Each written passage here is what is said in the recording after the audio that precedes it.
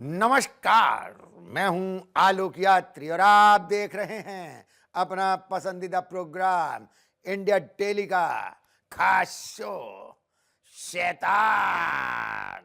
आज हम दिखाएंगे शैतानों के जुर्म की ऐसी वारदात जिन्हें देखकर हैरान रह जाएंगे आप। दो बेटियों की जान लेने का खुला राज लव जिहादी ने खेला। लव, सेक्स और धोखे का खेल। झाड़ फूंक के नाम पर महिला की आबरू से हुआ खिलवाड़। स्पेशल सेल ने किया साजिशकर्ताओं को गिरफ्तार। मध्य प्रदेश के इंदौर से आई है लव जिहाद की एक और खबर। एक मुस्लिम युवक ने फिर खेला लव जिहाद का खेल। नाम बदलकर हिंदू लड़की को बनाया साजिश का शिकार। गर्भवती होने पर बनाया धर्मांतरण का दबाव। आइए देखते हैं लव, सेक्स और धोखे की ये वारदात।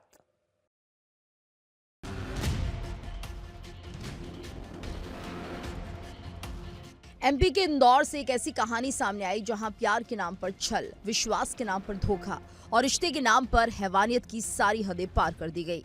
एक 19 साल की छात्रा जो अपने सपनों को पूरा करने इंदौर आई थी, लेकिन उसे क्या पता था कि जिस पर वो भरोसा कर रही है वही उसकी जिंदगी नरक बना देगा। ये कहानी करीब 1 साल पहले शुरू हुई। इंदौर के स्कीम नंबर 78 इलाके में 19 वर्षीय छात्रा की मुलाकात एक युवक से हुई। युवक ने अपनी पहचान राहुल के रूप में बताई। ये छात्रा निजी कॉलेज की पढ़ाई कर रही थी और कनाडिया इलाके में किराए पर रह रही थी। धीरे धीरे दोनों की बातें और बढ़ी और राहुल ने पीड़िता का भरोसा जीत लिया। भरोसे का फायदा उठाकर आरोपी ने उसे शादी का प्रस्ताव दिया।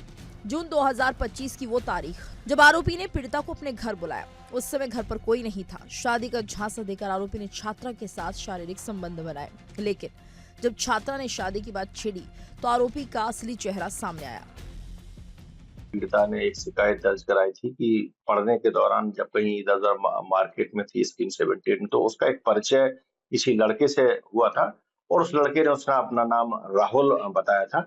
बाद में ये लोग आपस में एक दूसरे की फ्रेंडशिप हो गई और उनके आपस में कुछ रिलेशंस भी डेवलप हुए। पीड़िता उसने रिपोर्ट दर्ज कराई कि वो चूंकि उसने संबंध भी बनाए, साथ में उससे धर्म परिवर्तन की बात की और शादी के नाम पर पूरा उसने ये झांसा दिया।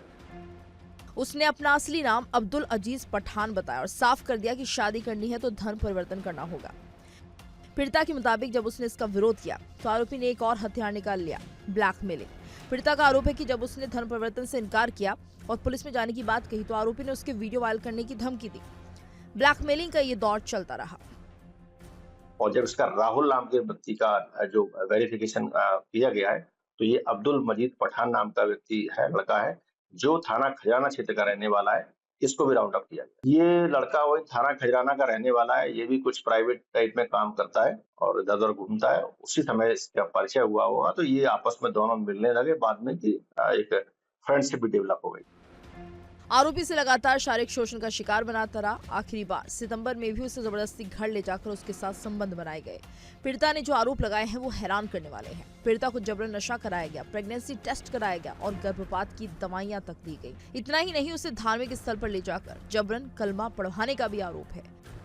यानी प्यार के नाम पर शुरू हुआ ये रिश्ता धीरे धीरे शोषण, दबाव और डर का जाल बन गया। इस पूरे घटनाक्रम से टूट चुकी छात्रा इंदौर छोड़कर छिंदवाड़ा अपने घर चली गई, जहां उसने अपने परिवार को पूरी कहानी बताई। इसके बाद परिवार और करनी सेना के पदाधिकारियों के साथ वो इंदौर पहुंची और खजराना थाने में शिकायत दर्ज कराई। पुलिस ने तुरंत कार्रवाई करते हुए आरोपी के खिलाफ दुष्कर्म, ब्लैकमेलिंग और धर्म परिवर्तन के दबाव का मामला दर्ज किया और देर रात उसे हिरासत में ले लिया। पुलिस का कहना है कि मामला अत्यंत संवेदनशील है। पीड़िता द्वारा सौंपे गए सबूतों और डिजिटल एविडेंस की जांच की जा रही है। ये मामला इंदौर में सुरक्षा व्यवस्था और धार्मिक कट्टरता के दबाव पर भी सवाल खड़े करता है। फिलहाल आरोपी सलाखों के पीछे है। क्या ये सिर्फ एक मामला है या इसके पीछे कोई बड़ा पैटर्न छिपा है? आरोपी ने और कितने मासूमों को शिकार बनाया है? पुलिस इसकी जांच कर रही है, लेकिन जांच के बाद ही सामने आएगा इस शैतान का पूरा सच। लगातार इस तरह के मामले आ रहे हैं जब एक मुस्लिम युवक अपना नाम बदल लेता है और उसके बाद वो दोस्ती करता है, फिर शादी का झांसा देके दुष्कर्म करके लगातार धर्म परिवर्तन करने का ब्लैकमेल करता है। हालांकि पीड़िता के आरोप पे पुलिस ने आरोपी को गिरफ्तार कर लिया है। इंडिया डेली के लिए मुक्ता पाठक की रिपोर्ट। उत्तर प्रदेश के सहारनपुर से आई है ये सनसनीखेज खबर। तंत्र मंत्र और झाड़ फूंक के नाम पर एक महिला फिर हुई दरिंदगी का शिकार। बच्चे के इलाज के बहाने महिला को मौलवी के पास लेकर गया था जानकार। मदरसे में महिला की आबरू से किया गया खिलवाड़। आइए देखते हैं कैसे हुई महिला अंधविश्वास का शिकार। सहारनपुर से एक ऐसी खबर सामने आई है जिसने रोंगटे खड़े कर दिए हैं। झाड़ फूक के बहाने एक महिला के साथ ऐसी दरिंदगी की गई जिसे सुनकर हर कोई कांप उठा। तारीख 15 अप्रैल सुबह के करीब 10:30 बजे गांव जीवाला का रहने वाला नदीम, जो पीड़िता का परिचित था, उसे और उसके बच्चे को झाड़ फूक कराने के बहाने अपने साथ ले गया। ये लोग नागल थाना क्षेत्र के गांव सिडकी स्थित एक मदरसे में पहुंचे। पीड़िता के मुताबिक वहां पहले से एक मौलवी मौजूद था। बिना किसी शक के महिला ने पानी का सेवन किया जिसमें आरोपी ने नशीला पदार्थ मिला रखा था। जैसे महिला ने इस पानी को पिया, थोड़ी देर में बेहोश हो गई। इसके बाद दोनों आरोपियों ने इंसानियत का चेहरा उतारकर दरिंदगी की सारी हदें पार कर दी। मौलवी और नदीम ने महिला के साथ दुष्कर्म की वारदात को अंजाम दिया। होश आने पर पीड़िता को न सिर्फ शरीर पर असहनीय दर्द मिला, बल्कि उसे एक ऐसी धमकी दी गई जिसने उसकी हिम्मत को तोड़कर रख दिया। कहा गया, चुपचाप रहना वरना पूरे परिवार को खत्म कर दिया जाएगा। बाइक पे बैठा के और इधर सिलगी गांव है कोई, इधर नागल की तरफ, तो वहाँ पे लेगा। एक मदरसा था वहाँ पे, तो वहाँ पे ले जाते एक बोतल में पानी रखा था, तो उन्होंने पीने को दिया, तो पी लिया मेरे बच्चे ने, मैंने भी विश्वास करके, तो वो मुझे अंदर लेगा। उसके बाद वो पानी पियाते ही यूं पता नहीं होया क्या, मेरी आंखें भी खुली और मैं अपनी सौदी बनी रही। तो मेरे साथ है ना, उन्होंने अंदर ले जाते ही ऐसा वो दुष्ट व्यवहार करा, मतलब कि जो किसी के साथ होना ना चाहिए। ये सिर्फ धमकी नहीं थी, ये वो शैतान था जिसने कानून और समाज के मुंह पर ताला लगा दिया था। पीड़िता के लिए एक नहीं 2 मुसीबत थी। एक तरफ इंसाफ की पुकार, दूसरी तरफ अपने परिवार की सलामती का डर था।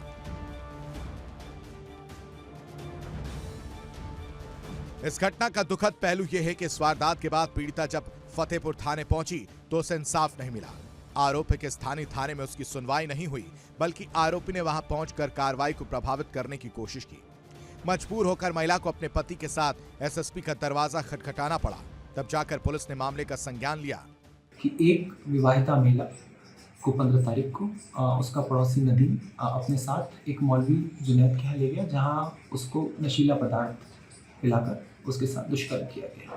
पुलिस द्वारा तत्काल मौके का संज्ञान लेकर तत्परता दिखाते हुए मुकदमा पंजीकृत कर दोनों अभियुक्तों नदीम एवं जुनैद को गिरफ्तार कर लिया गया है। इसके बाद पुलिस हरकत में आई। मयंक पाठक के अनुसार महिला की तहरीर के आधार पर मुकदमा दर्ज कर लिया गया। महिला को मेडिकल जांच के लिए भेजा गया है ताकि साक्ष्य जुटाए जा सके। आखिरकार कानून के लंबे हाथ नदीम और मौलवी तक पहुंच गए। पुलिस की आंखों में धूल झोंक रहे इन दोनों आरोपियों को गिरफ्तार कर लिया गया। पुलिस इसे एक बड़ी कामयाबी मान रही है, लेकिन जांच अभी खत्म नहीं हुई, बल्कि अब शुरू हुई है।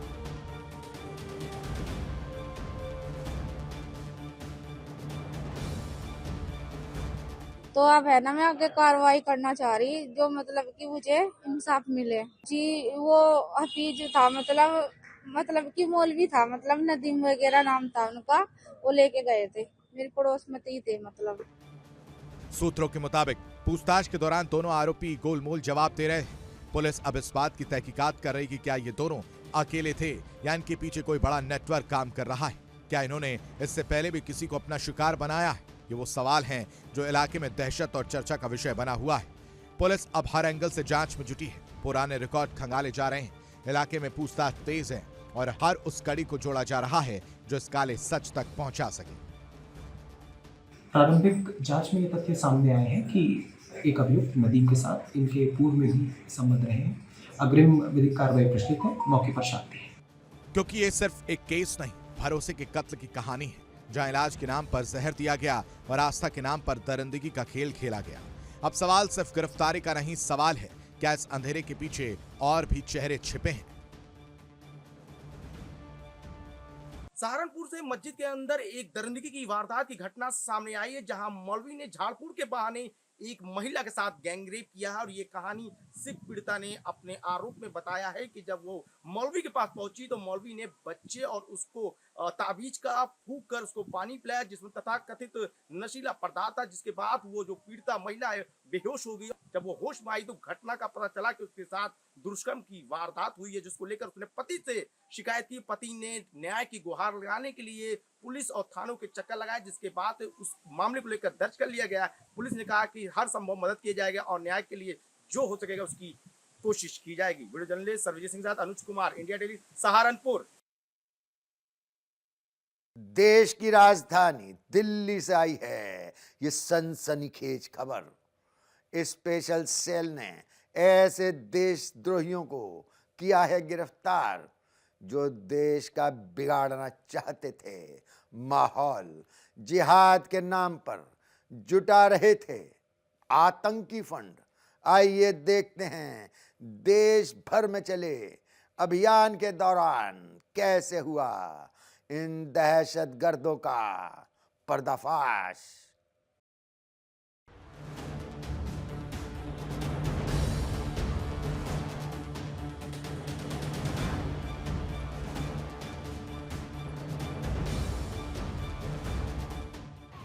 आरोपी एन्क्रिप्टेड सोशल मीडिया पर बंद पड़े हुए ग्रुप्स के जरिए एक दूसरे के साथ जुड़े हुए थे, जहां वे जिहाद के नाम पर नौजवानों को भड़काने और उनकी भर्ती का काम कर रहे थे। 2 आरोपी रिमोट कंट्रोल से चलने वाले आईडी का सामान लोकल लेवल पर जुटाने की कोशिश कर रहे थे। दिल्ली पुलिस की स्पेशल सेल ने एक ऐसी साजिश को समय रहते बेनकाब कर दिया जो अगर कामयाब हो जाती तो देश की राजधानी में बड़ी तबाही मच सकती थी। देश के अलग अलग राज्यों से 4 ऐसे युवाओं को पकड़ा गया है जो गजवाए हिंद के खतरनाक मंसूबों को पाल रहे थे। ये युवक न सिर्फ आतंकी विचारधारा के संपर्क में थे बल्कि दिल्ली के प्रमुख ठिकानों पर हमले की तैयारी भी कर रहे थे।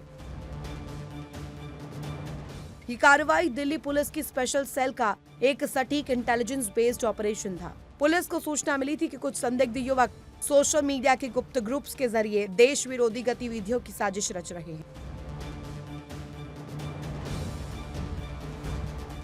जांच की कड़ियां जुड़ती गई और एक एक करके इन 4 संदिग्धों को महाराष्ट्र, उड़ीसा और बिहार से धर दबोचा गया। पुलिस के मुताबिक ये आरोपी कोई छोटे मोटे अपराधी नहीं बल्कि कट्टरपंथी विचारधारा से पूरी तरह प्रभावित थे। इनका मकसद सिर्फ नफरत फैलाना था बल्कि उसके जरिए देश की शांति व्यवस्था को भंग करना था। पुलिस के मुताबिक ये आरोपी कोई छोटे मोटे अपराधी नहीं बल्कि कट्टरपंथी विचारधारा से पूरी तरह प्रभावित थे। जांच में जो खुलासा हुआ है वो रोंगटे खड़े कर देने वाला है। ये युवक सोशल मीडिया पर क्लोज्ड ग्रुप्स में जुड़े हुए थे जहां न सिर्फ जिहाद की बातें होती थी बल्कि हथियारों को चलाने का प्रशिक्षण कैसे लिया जाए, कैसे नए युवाओं को इस विचारधारा से जोड़ा जाए, इसकी ट्रेनिंग भी दी जा रही थी। सबसे हैरान करने वाली बात यह है कि इनमें से 2 आरोपी रिमोट कंट्रोल आईईडी बम बनाने में जुटे थे। पुलिस को इनके पास से बॉल बेयरिंग, कील और खिलौना कारें मिली हैं। ये वही सामान है जिनका इस्तेमाल आतंकी कम लागत में घातक बम बनाने के लिए करते हैं।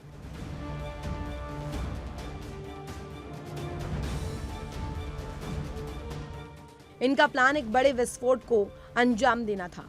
दिसंबर 2025 में इनमें से एक युवक ने दिल्ली का दौरा किया। ये कोई सामान्य यात्रा नहीं बल्कि एक सोची समझी रेकी थी। उसमें दिल्ली के सबसे संवेदनशील और ऐतिहासिक स्थल लाल किला और इंडिया गेट का मुआयना किया। यही नहीं, उसने लाल किले की फोटो के साथ सोशल मीडिया पर आपत्तिजनक कंटेंट पोस्ट किया ताकि लोगों को भड़काया और माहौल खराब किया जा सके। ये लोग क्राउड फंडिंग यानी सोशल मीडिया के जरिए पैसा जुटा रहे थे ताकि भारी मात्रा में हथियार खरीदे जा सके। आरोपी हथियार चलाने और ट्रेनिंग दिलाने का लालच देकर लोगों को अपने नेटवर्क में शामिल कर रहे थे।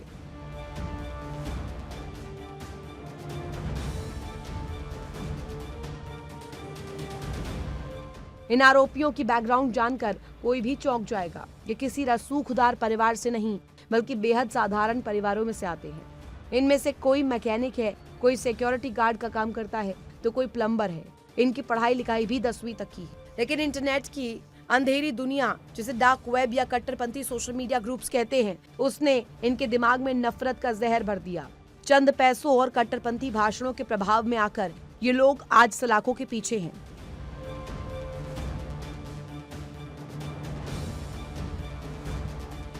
फिलहाल दिल्ली पुलिस की स्पेशल सेल ने गंभीर धाराओं के तहत मामला दर्ज कर लिया है। अब इन आरोपियों से गहन पूछताछ भी की जा रही है ताकि ये पता लगाया जा सके कि इनके पीछे और कौन से मास्टरमाइंड है। स्पेशल सेल की इस कार्रवाई ने एक बड़ी साजिश को नाकाम कर दिया है। ये बात भी सच है कि सोशल मीडिया के जरिए नौजवानों को कट्टरपंथ की ओर धकेलने की कोशिशें लगातार की जा रही हैं। ऐसे में सुरक्षा एजेंसियों के लिए ये एक बड़ी चुनौती बनती जा रही है। वीडियो जर्नलिस्ट कमल के साथ रजनीश शर्मा, इंडिया डेली, दिल्ली। हमारे शो में आज बस इतना ही। अगली मुलाकात में करेंगे कुछ और गुनहगारों का पर्दाफाश। तब तक आप रहिए सावधान, क्योंकि आसपास कहीं भी हो सकता है शैतान। देखिए इंडिया डेली 24/7 अब आपके स्मार्ट टीवी पर। इंडिया डेली मौजूद है सभी डिजिटल प्लेटफॉर्म पर लाइव और लगातार। इंडिया डेली 24/7 हर दिन राष्ट्र को समर्पित।